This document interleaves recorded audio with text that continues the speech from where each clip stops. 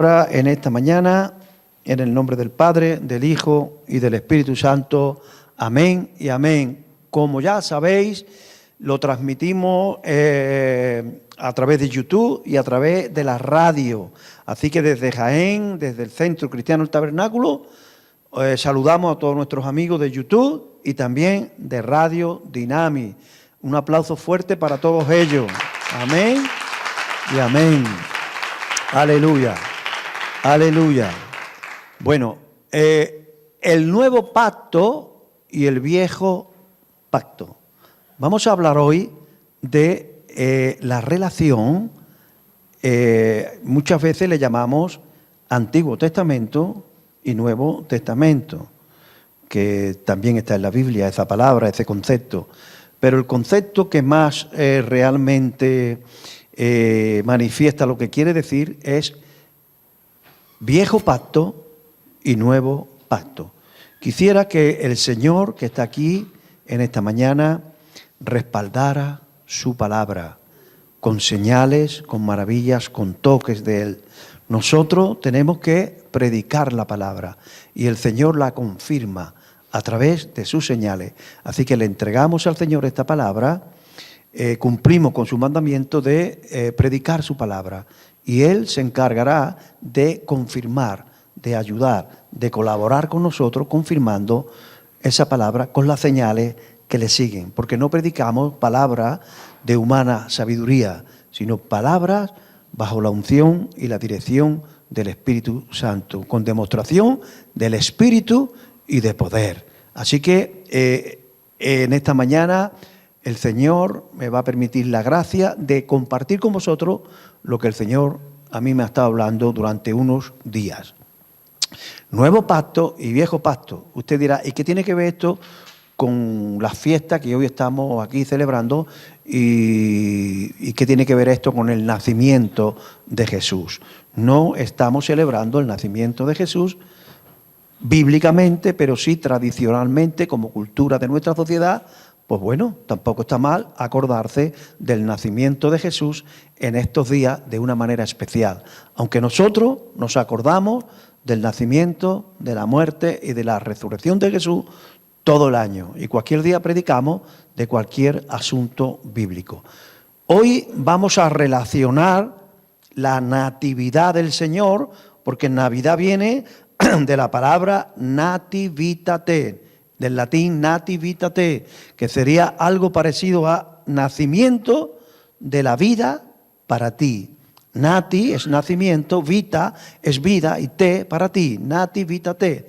De ahí viene el origen de la palabra Navidad, nativitate, que terminó siendo natividad y al final terminó siendo Navidad, ¿vale? Es el nacimiento de la vida para ti. Y vamos a verlo en esta mañana y vamos a ver la relación que tiene eso con el tema de esta mañana, el viejo pacto y el nuevo pacto, el nuevo pacto y el viejo pacto. Para salir, vamos a ir al versículo más tradicional del nacimiento de Jesús, a la profecía más conocida. Hay cientos, quizás miles de profecías en todo el Antiguo Testamento, en todo el Viejo Pacto, hablando de aquel que vendría para abrir y confirmar un nuevo pacto. Yo quiero hablarte hoy de la palabra pacto. Pacto es igual que acuerdo, es igual que alianza, es igual que un contrato. Un pacto es un contrato, un acuerdo, una alianza entre dos partes o más. Y vamos a hablar sobre el viejo pacto y el nuevo pacto. Todo el Antiguo Testamento hablaban del Mesías que vendría. Y hay cientos y miles de profecías que hablan de la venida de ese nuevo Mesías. Pero sin duda que 750 años antes de la aparición de Jesús, Isaías, inspirado por el Espíritu Santo, nos regaló esta joya en la palabra de Dios. Porque un niño, Isaías 9:6, nos es nacido, hijo nos es dado, el principado sobre su hombro. Se llamará su nombre admirable, consejero, Dios fuerte, Padre eterno y príncipe de paz. Todo Israel y toda la antigüedad llevaban miles de años, y no estoy exagerando, esperando el cumplimiento de la promesa más grande de todo el Viejo Testamento. La promesa de que vendría un niño, wow, que se haría hombre y que le aplastaría la cabeza a la serpiente, que se enfrentaría como hijo del hombre contra Satanás, y que la puerta que abrió Adán y Eva abrió la puerta al príncipe de las tinieblas y Satanás se convirtió en el príncipe de este mundo. Pero desde ese mismo instante, cuando Dios habla con Adán y Eva, cuando Dios habla con la serpiente, el Señor proclama, profetiza y declara a la serpiente y le dice: uno nacido de mujer te aplastará la cabeza. Eso se dijo 4000 años antes del nacimiento de Jesús.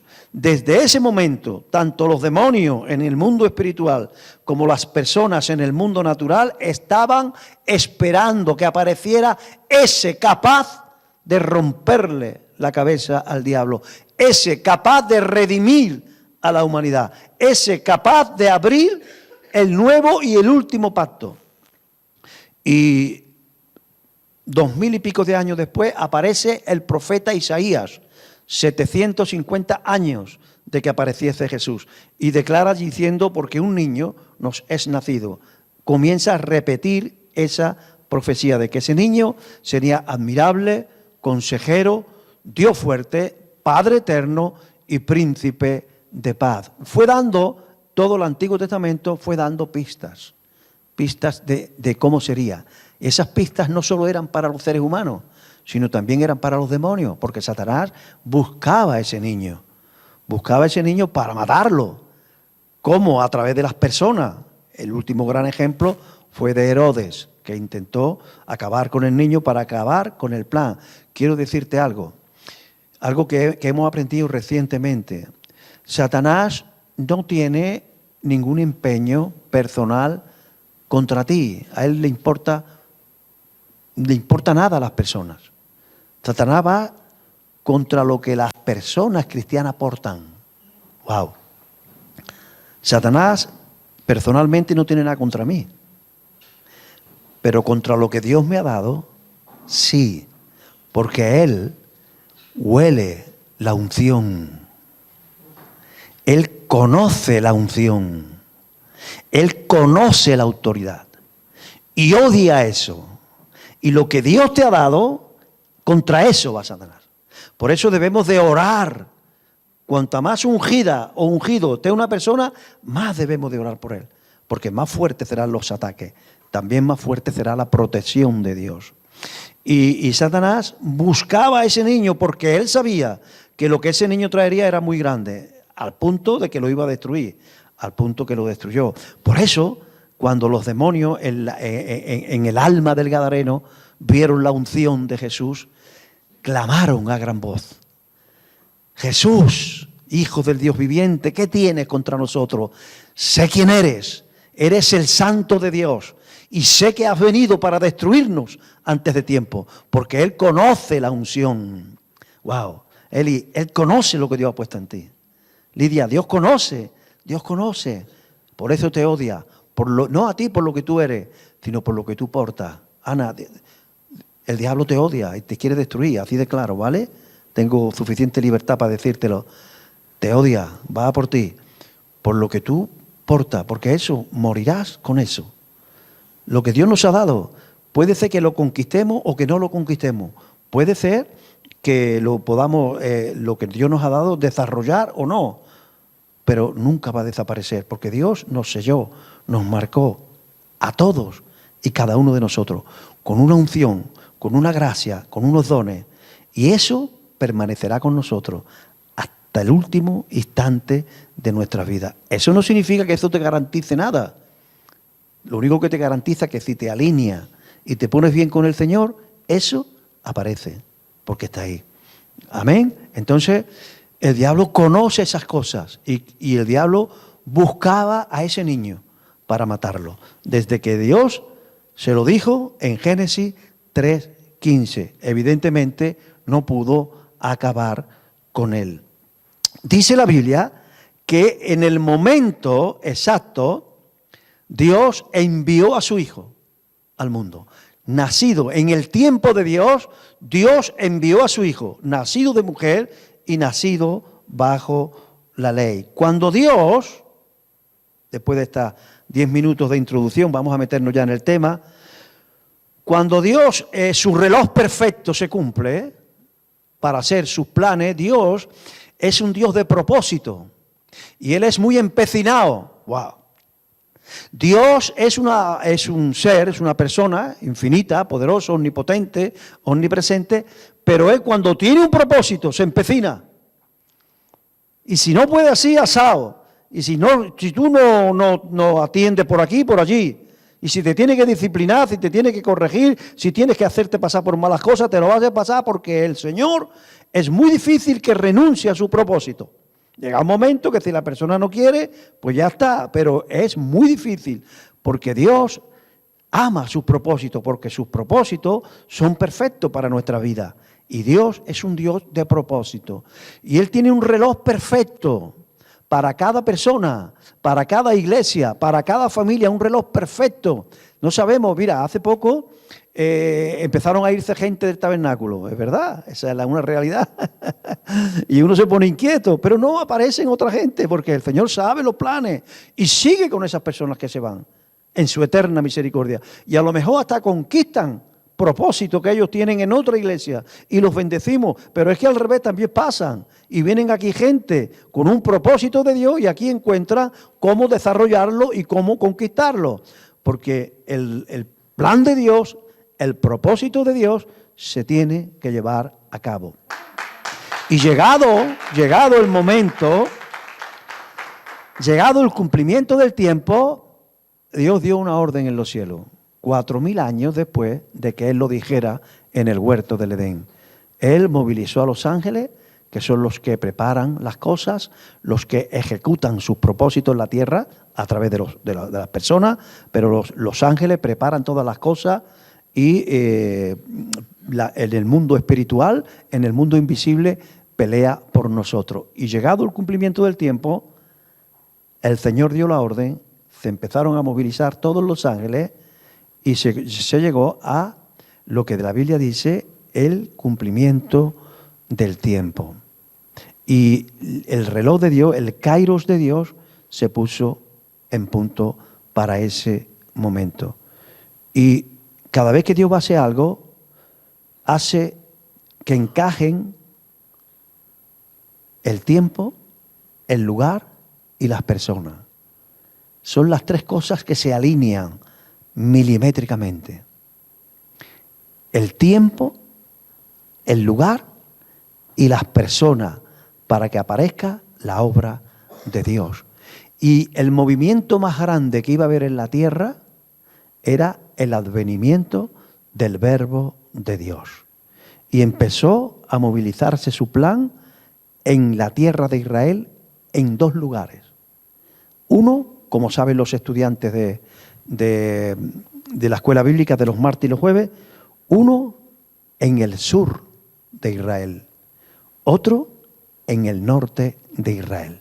Se alinearon dos lugares y se alinearon dos parejas.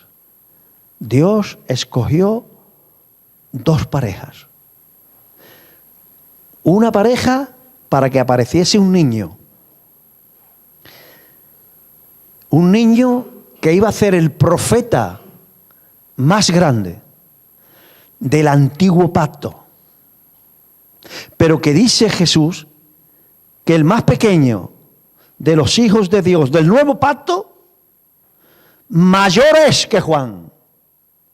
La Biblia dice que Jesús dijo que Juan el Bautista llegaría a ser el profeta más grande de los nacidos de mujer y de hombre. El profeta más grande del antiguo pacto. Pero a continuación dice Jesús, pero el más pequeño de los nacidos de nuevos en mí es más grande que Juan.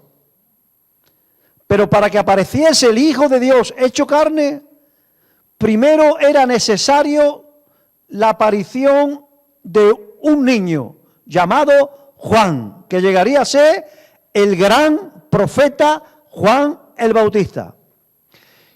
Y a continuación, 6 meses después, aparecería otro niño, que era nada más y nada menos que el Verbo encarnado de Dios, que era el que traería el nuevo y último pacto de Dios con los hombres.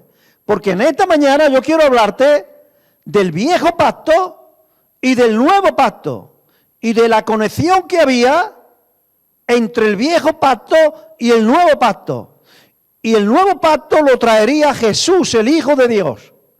Y para eso era necesario que apareciese primero el último y gran profeta del antiguo pacto, porque esa sería la conexión. Dios es perfecto en sus propósitos y en sus diseños, y se requería alguien del antiguo pacto que hiciera la conexión con el nuevo pacto. Alguien del viejo pacto que abriera la puerta a aquel que traía el nuevo pacto. Alguien que no era la luz, pero que vino antes de la luz para que la luz llegase a este lugar con el ambiente preparado. Se necesitaba alguien que preparase el camino al Señor. Por eso hay una conexión entre el antiguo pacto y el nuevo pacto. Y la conexión la traía el Señor a través de 2 niños que se hicieron hombres a la edad aproximadamente de 30 años. Dios siempre necesita personas para llevar a cabo su plan. El factor humano siempre tiene que estar en la obra de Dios. Si no hay factor humano, no hay obra de Dios. ¿Por qué? Porque la obra es la de Emmanuel, que traducido es Dios con nosotros. Si no estamos nosotros, no hay obra de Dios en la tierra, porque Dios decidió hacer su obra en la tierra, en los seres humanos. Y para eso, llegado el cumplimiento del tiempo, Dios necesitaba 2 parejas.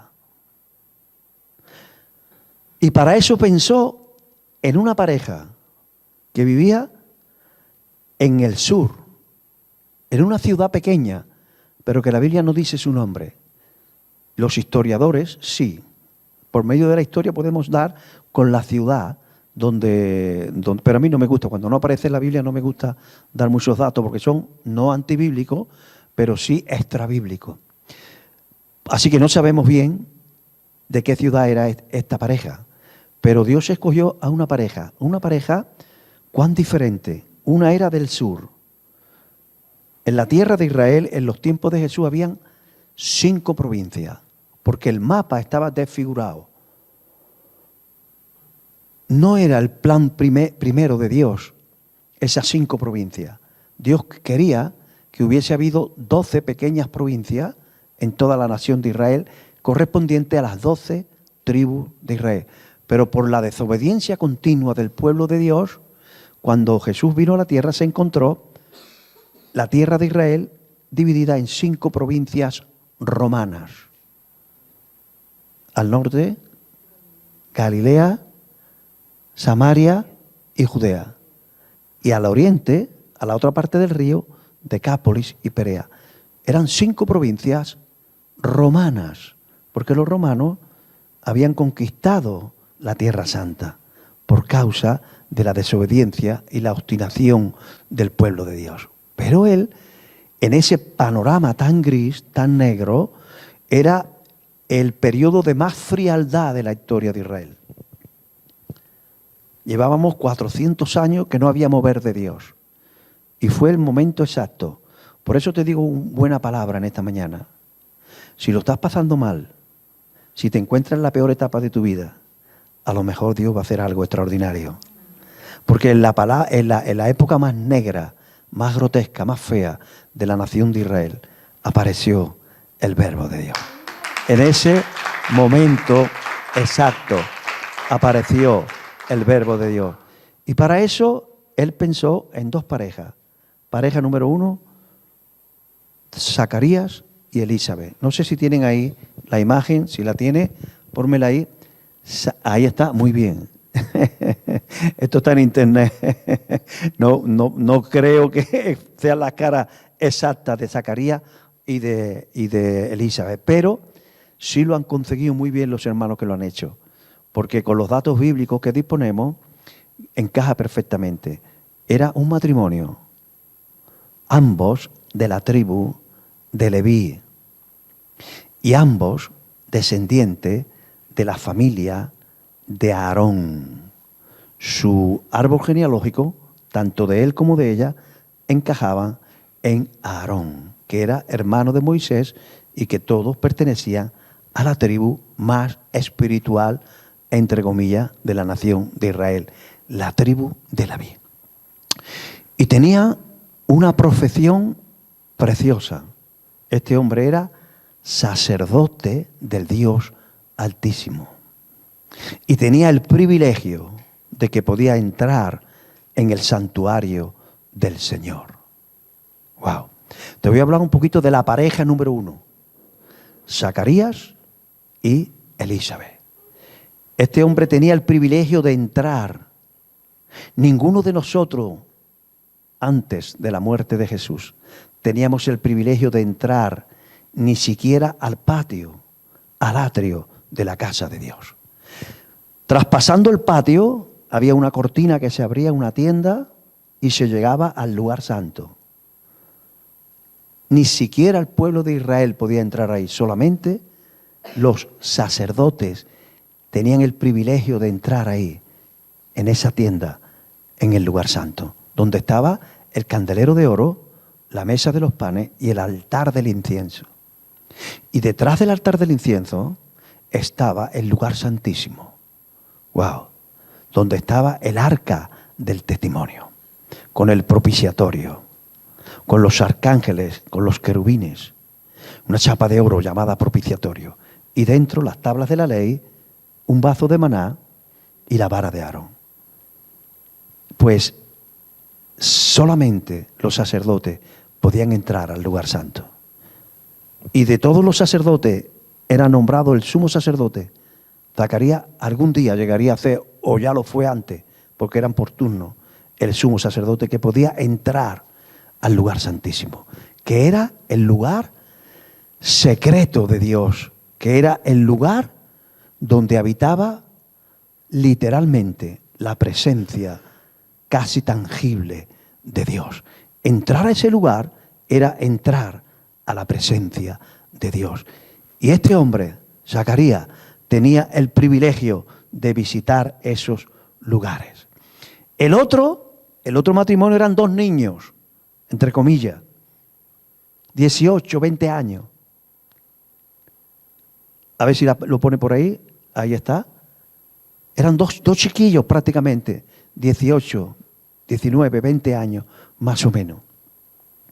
Y no eran del sur. En el sur de Israel era donde estaba lo mejor de la sociedad del tiempo. Era donde estaba el templo. De tal manera que eran unos clasistas. Y los judíos de Judea menospreciaban a los judíos de otra parte de la tierra de Israel. Pues el otro matrimonio, todavía no eran matrimonio, eran 2 jóvenes con 18 y 20 años. Él se llamaba José y ella se llamaba María. Miriam en el hebreo, José en hebreo. Y no era sacerdote, sino que era carpintero. Era un vulgar carpintero. Y no era de Judea, sino que era de Galilea. Y en Galilea, la gente decía, de Galilea no puede venir nada bueno.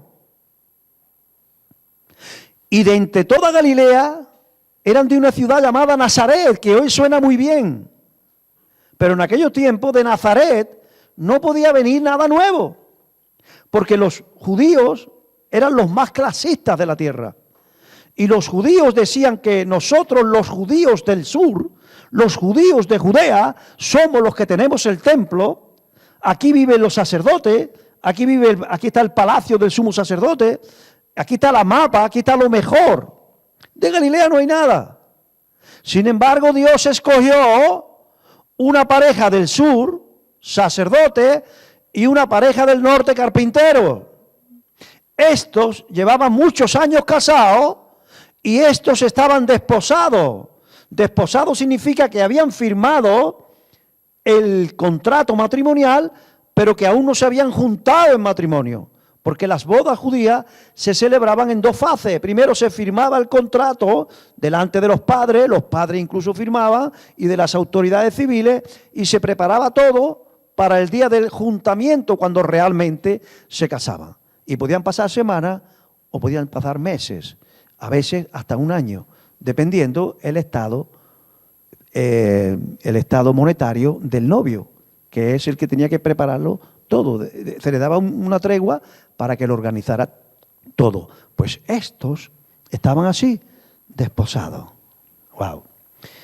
Y el Espíritu Santo mandó a un ángel, el ángel Gabriel, y habló con el matrimonio del sur y le dijo: tus oraciones han subido para memoria delante de Dios.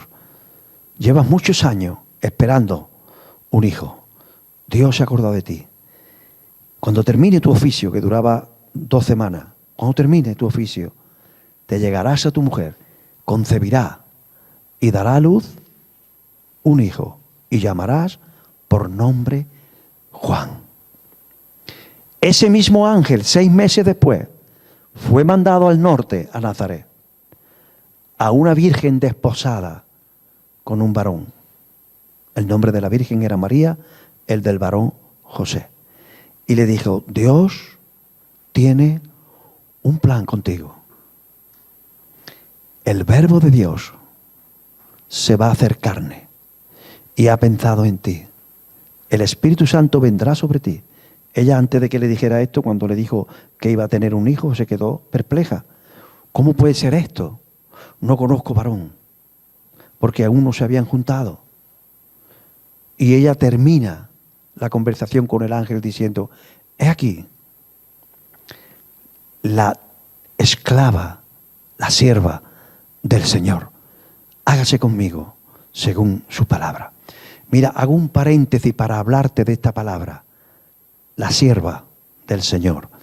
En el griego es el doulos, en este caso, doulas. ¿Qué era el doulos en griego? Doulos es un siervo que pertenece a un señor. Y los señores tenían siervos o siervas por varios motivos. Número 1, por botín de guerra. Número 2, porque lo habían comprado con gran cantidad de dinero.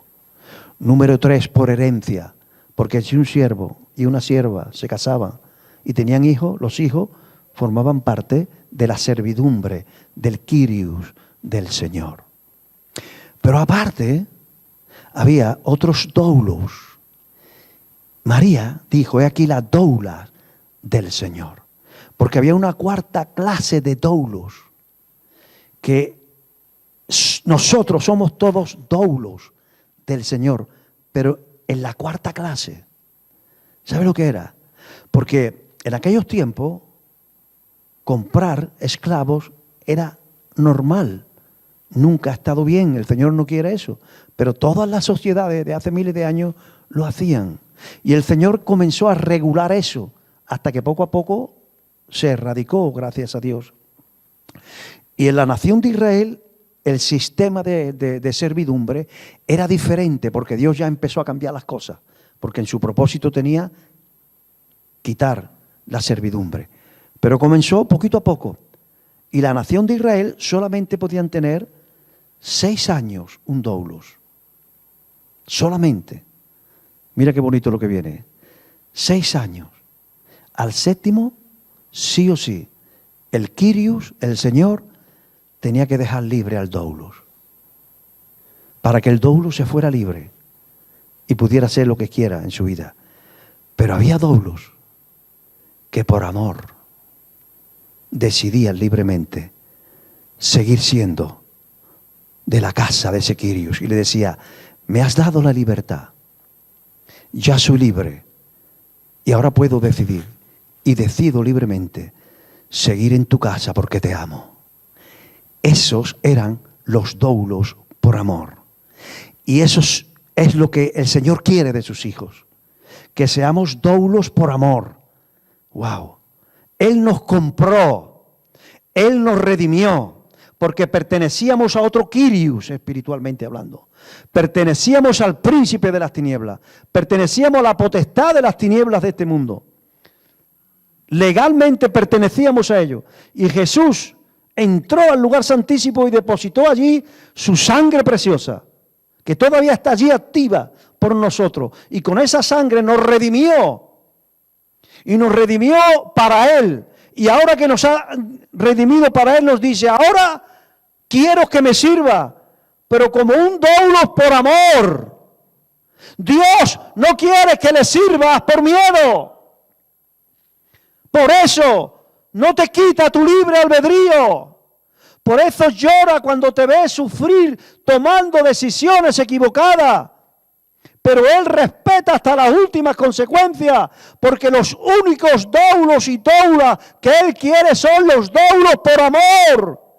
Que por amor diga, te serviré y me ato a tu casa porque te amo.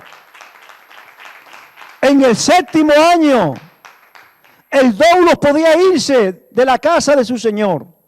Pero decía la ley del Señor, pero si ese doulos por amor deseaba seguir en la casa de su señor, se le hará una señal de amor y quedará para siempre bajo esa casa, bajo esa cobertura, pero ya como un doulos de amor. Por eso Jesús dijo, ya no llamaré más doulos, sino amigos. Porque un doulos, por amor, se convierte en el amigo de su Señor. Y eso es lo que María dijo. He aquí las doulas del Señor. Sea lo que me enfrento. Wow. Sea lo que me expongo. Sé lo que me puede traer esto. Porque María sabía perfectamente a lo que se exponía al quedar embarazada, teniendo firmado un contrato matrimonial y no haberse juntado todavía con su marido. Porque estaba en la primera fase, eran desposados, con la firma, legalmente, tenía que serle fiel. Legalmente, un hombre, una mujer que se daba cuenta de la infidelidad, tenía derechos. Y ella sabía a lo que se enfrentaba. José podía hacer uso de sus derechos y podía apedrear a esa mujer y podía infamar a esa mujer. Y si no lo hacía, María decía, conozco a José, lo conozco perfectamente. José era un hombre noble, José era un hombre justo, José era un hombre bueno. Y María lo sabía y dice, no me equivoco, creo que no me apedreará, creo que no montará esto con su familia. Pero seguramente me deja, lo cual me estoy exponiendo a que el hombre de mi vida, el hombre de mis sueños, el hombre a quien yo realmente amo, el hombre al que yo he escogido de toda Nazaret, el hombre de toda mi vida, el amor de mi vida me deje.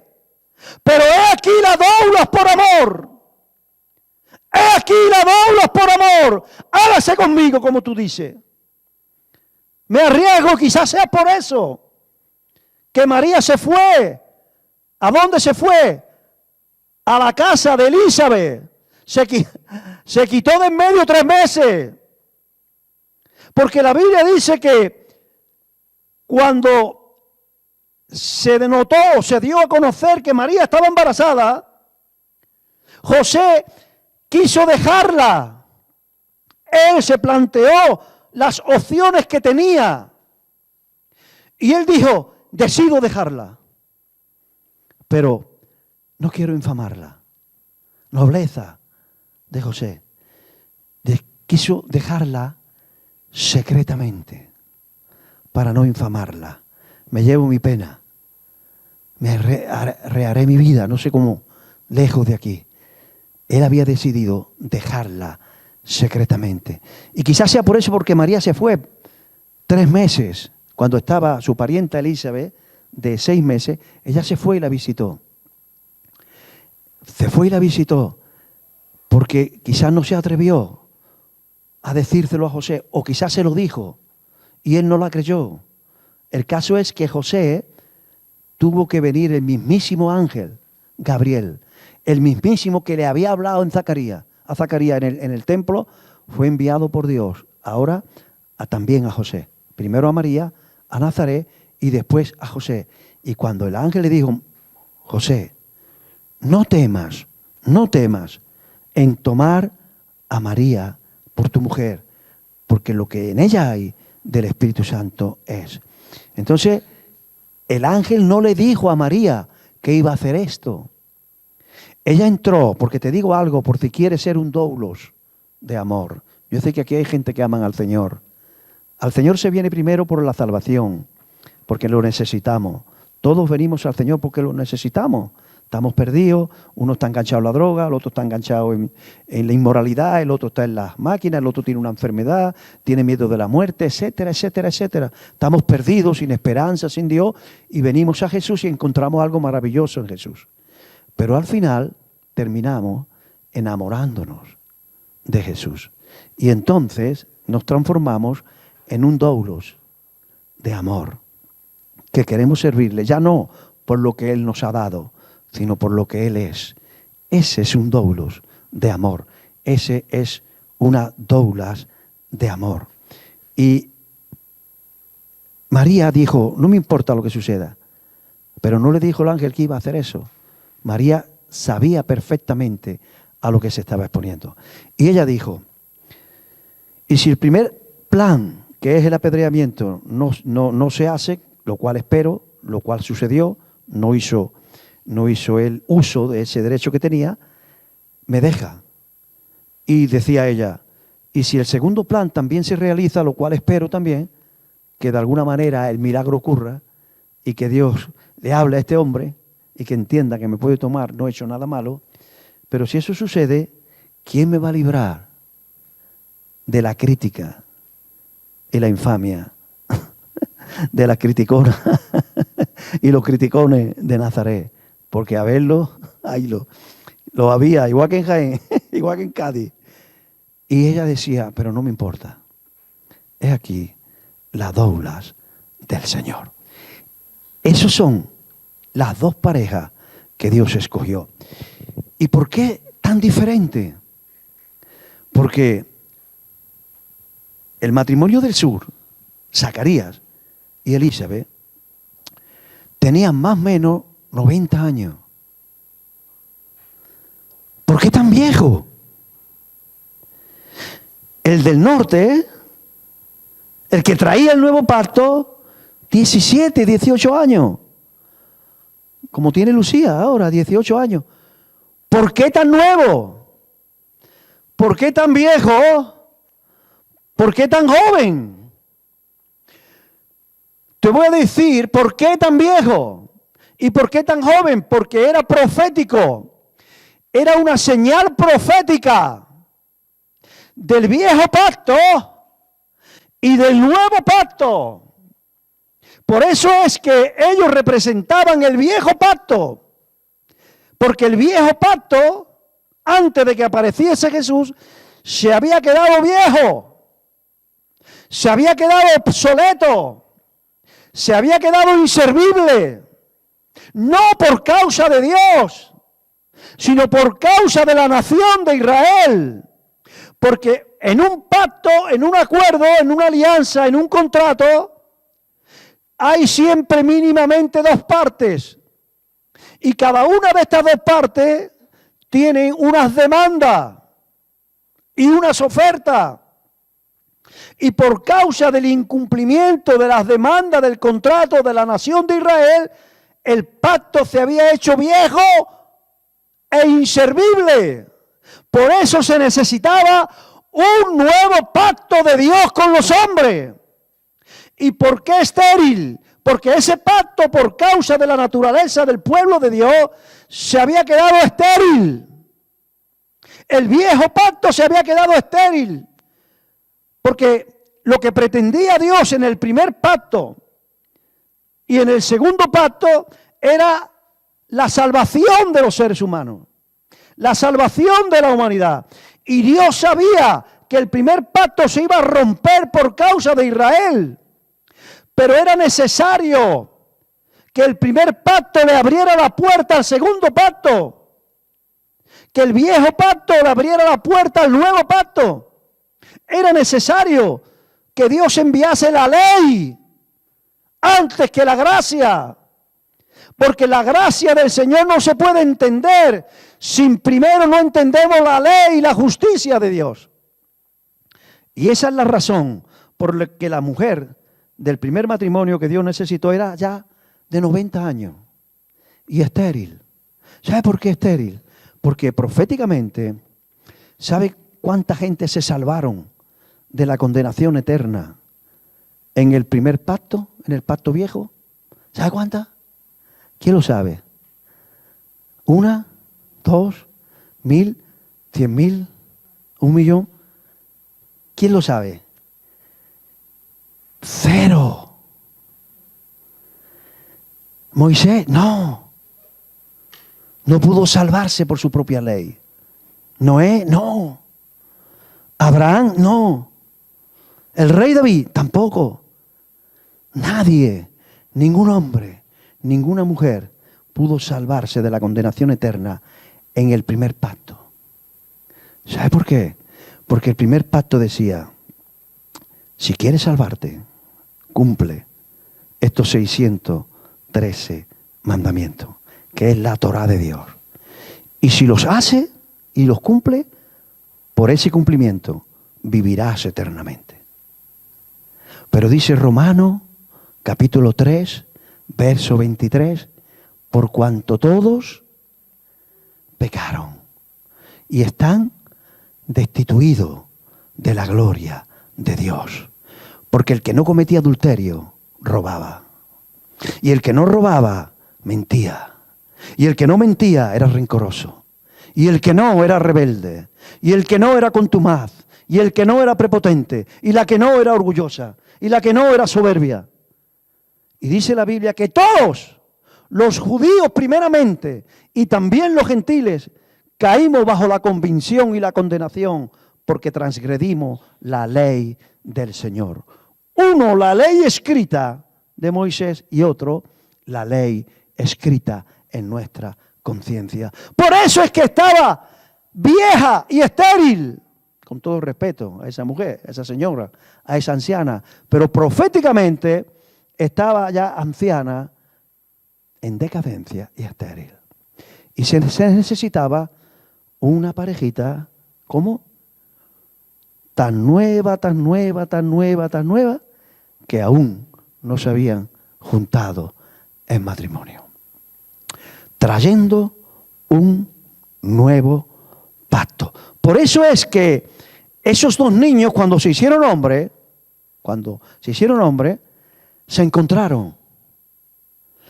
Y cuando uno desapareció, esa es la razón, mira, te estoy dando revelaciones, esa es la razón por la que Juan el Bautista dice antes de morir: os conviene que yo mengüe y él crezca, porque el fin del viejo pacto se acerca. Y aparece el nuevo pacto. Y ese niño ya, el otro, el nuevo, con la edad de 33 años, la noche que fue a morir, él levantó una copa de vino y dijo: esto es mi sangre. Esta es la sangre del nuevo pacto de Dios con los hombres. Desde ese momento, enseguida fue arrestado y él dio su vida a la cruz del Calvario. Toda la humanidad entró en el nuevo régimen, en el nuevo pacto de Dios con los hombres.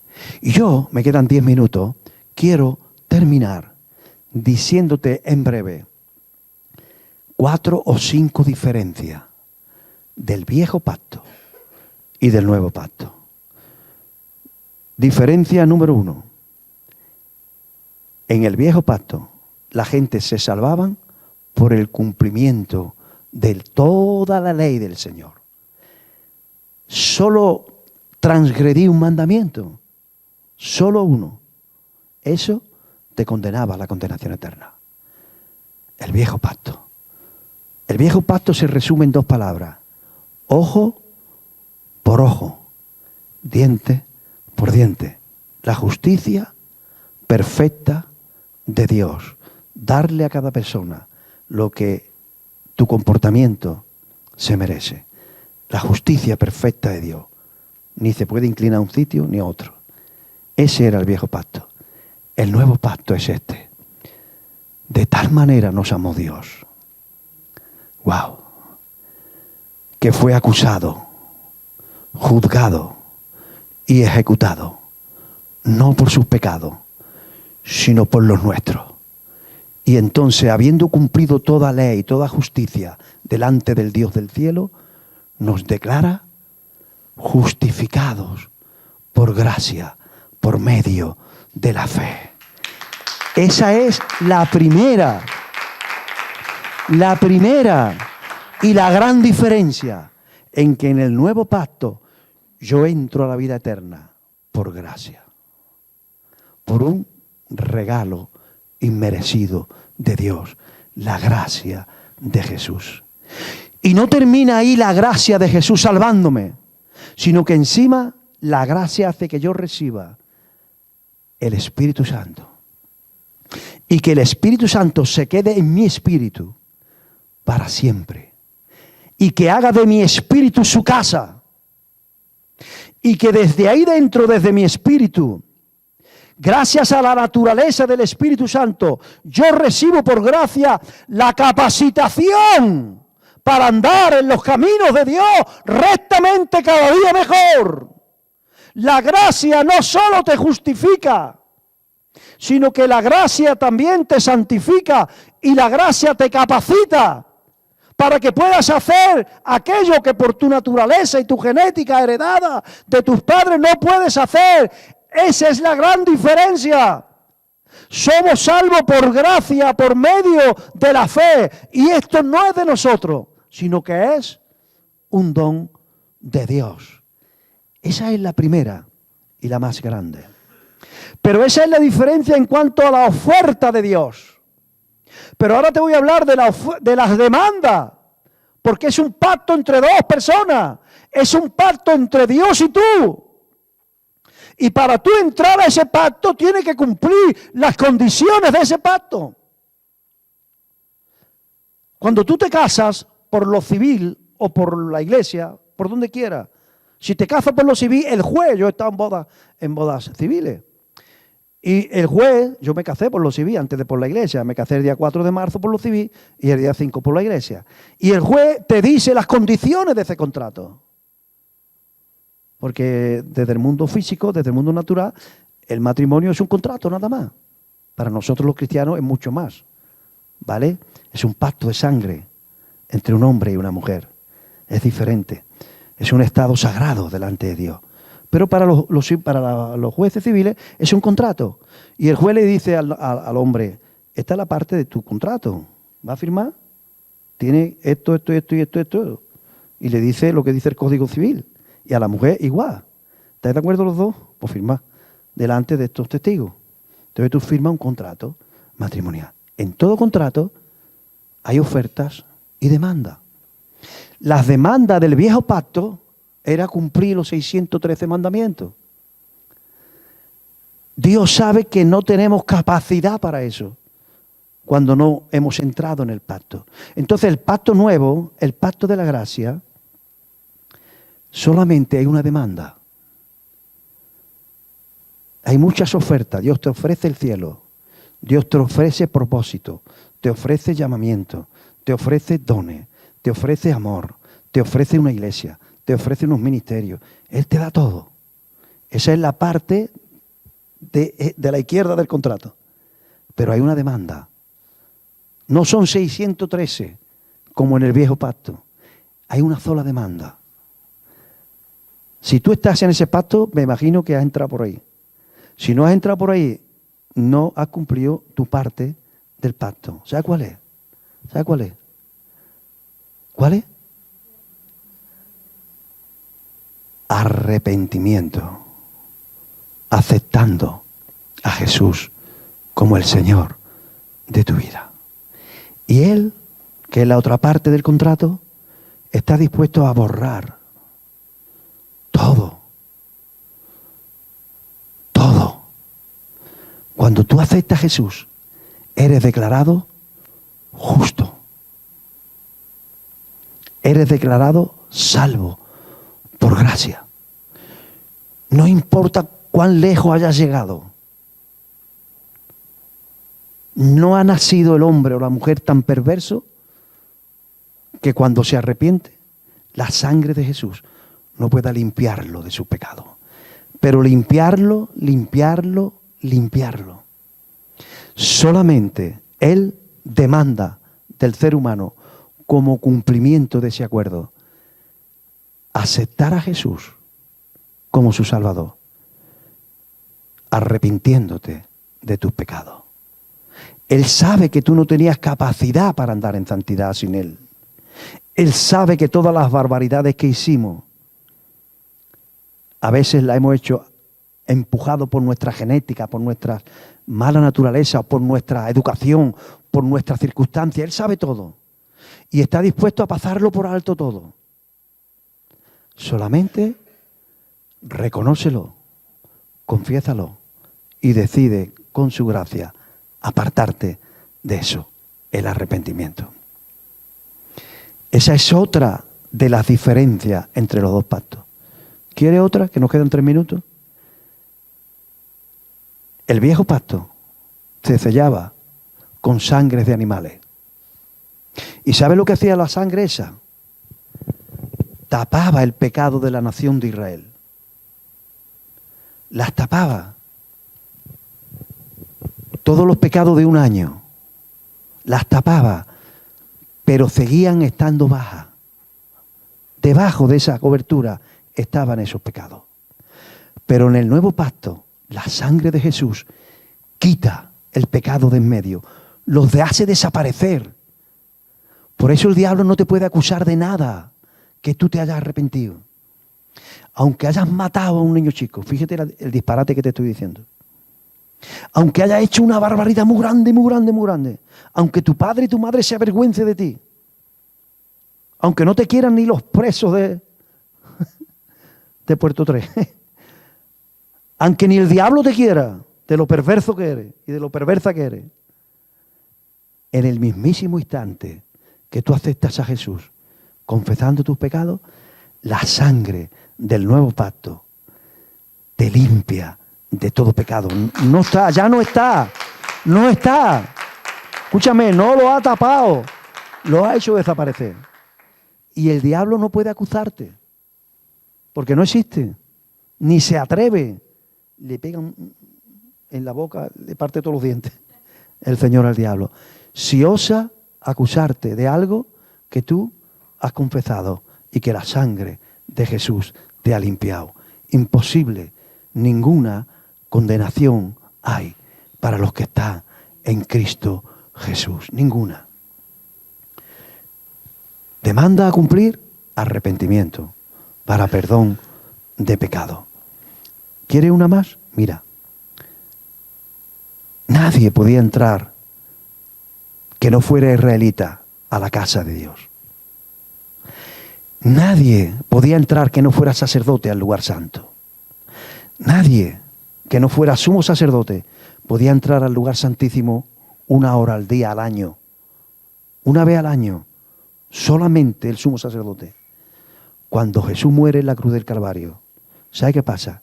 Que en el lugar santísimo hay una cortina impresionante de querubines, de oro, bordado, de azul, púrpura, carmesí, lino torcido, todos esos 4 colores, esos 4 materiales hacían imposible el acceso, porque la gloria de Dios estaba allí. Pero cuando Jesús muere y expira, ese lugar se abre, las cortinas se rompen para siempre. Dios abre ese lugar en Cristo Jesús para los judíos para los sacerdotes, para el sumo sacerdote, para todo. Para ti, para mí, para el otro. ¡Wow! Para todo, para todo, para todo. Entonces, ¿tenemos que ir a Israel, al lugar santísimo, una vez al año para entrar? No. En primer lugar, porque ese templo lo derribaron los romanos y todavía no se ha levantado.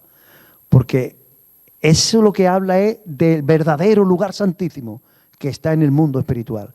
Cuando tú oras en el nombre de Jesús, tú entras directamente al lugar santísimo y disfrutas allí de la comunión. ¿Sabe por qué? Porque en aquel lugar hay una cosa preciosa que es el propiciatorio. El propiciatorio que es de oro puro. Y hay 2 querubines guardando ese lugar. Y ahí en medio de las alas de los 2 querubines, allí entró Jesús. ¿Y sabe qué dejó allí? Su sangre derramada. Y se derramaba gota a gota. Allí Jesús entró y derramó su sangre preciosa. Porque dentro de ese lugar, que se llama el arca, en el lugar santísimo el arca, se destapaba. Cuando tú tirabas de las alas del querubín, se abría. Y dentro estaban las tablas de la ley, el bazo de maná y la vara de Aarón. ¿Sabes lo que representa eso? Que cuando tú entras allí, sin Jesús, tú eres medido conforme a esa tabla de la ley. A ver lo pecador que eres. Y evidentemente somos condenados y juzgados. Y somos fulminados por la justicia de Dios. Por la ley del Señor, por el vaso de maná, porque ¿sabe qué significa el vaso de maná? Eran las buenas voluntad de Dios para con los hombres. Pero ¿sabe qué hicieron los israelitas cuando comían del maná? Se quejaban. Valiente comida nos da en el desierto. Menospreciaban y murmuraban de la buena voluntad de Dios. Y la vara de Aarón habla de la rebeldía que tuvieron, porque querían derrocar a la familia de Aarón para ponerse ellos, los hijos de Coré, en su lugar. Las transgresiones, las murmuraciones y la rebeldía de todos los seres humanos estaban allí. Pero cuando entramos allí, en el nombre de Jesús, esas 3 cosas hablan contra ti. Tus pecados, tus quejas, tu rebeldía, tus murmuraciones, habla contra ti. Pero la sangre que está ahí, habla a favor de ti. Y la Biblia dice que esa sangre habla más fuerte que todos tus pecados de todos los tiempos. ¡Wow! Y entonces, disfruta del nuevo pacto en mi sangre. Amén. Ese aplauso fuerte porque me están diciendo desde allí. Qué cosa. Gracias.